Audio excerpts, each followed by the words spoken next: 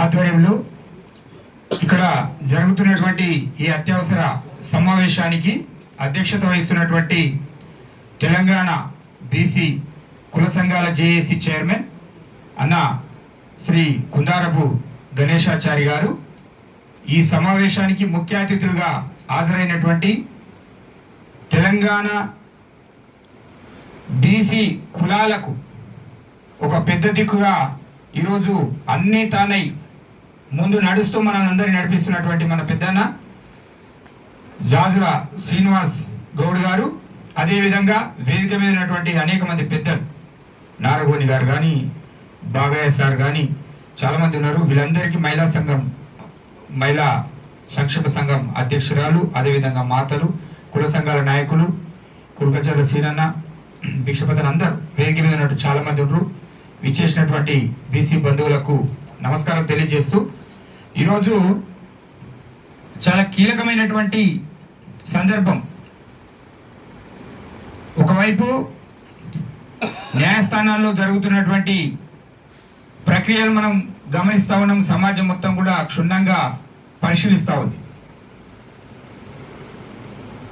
స్వతంత్రం వచ్చినప్పటి నుంచి నేటి వరకు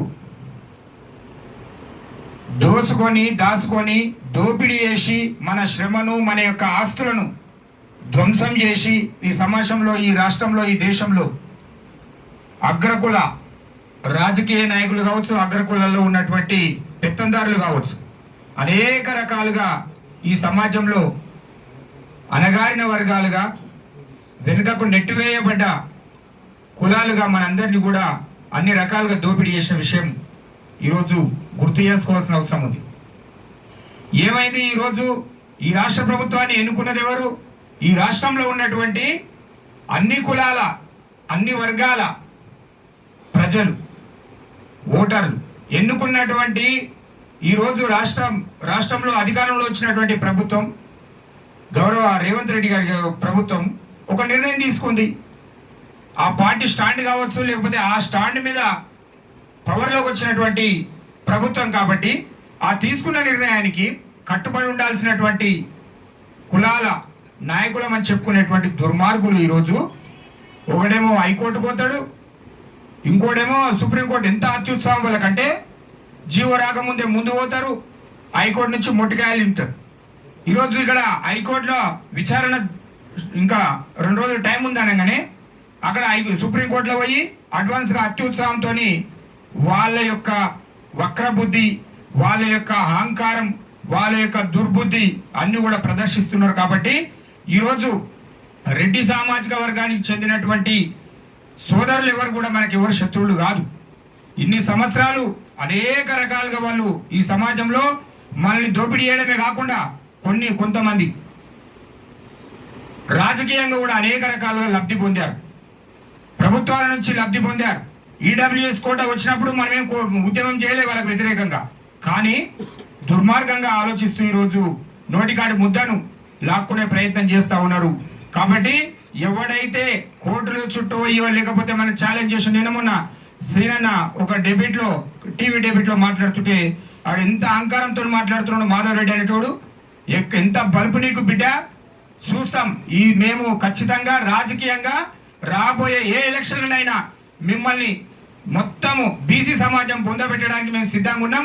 మీతో కొట్లాడడానికి, రోడ్ల మీద వచ్చి గల్లలు పట్టుకోవడానికి మేము సిద్ధంగా లేము. మా సీనన్న కరెక్ట్గా సమాధానం మీకు చెప్పిండు.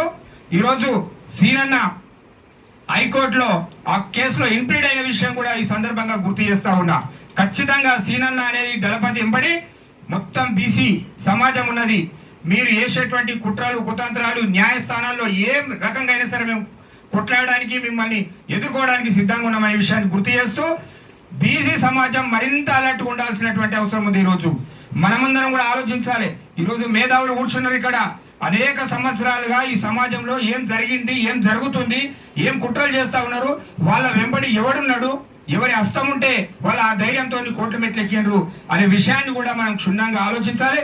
తప్పకుండా మన సమాజానికి ఈ వేదిక నుంచి మనం ఒక పిలుపునియాలి. బీసీ సమాజం మొత్తం ఇప్పుడు తప్పితే కనుక నెక్స్ట్ మనకి ఇక ఫ్యూచర్ ఉండదు, మన పిల్లల భవిష్యత్తు ఇక బాగుపడదు.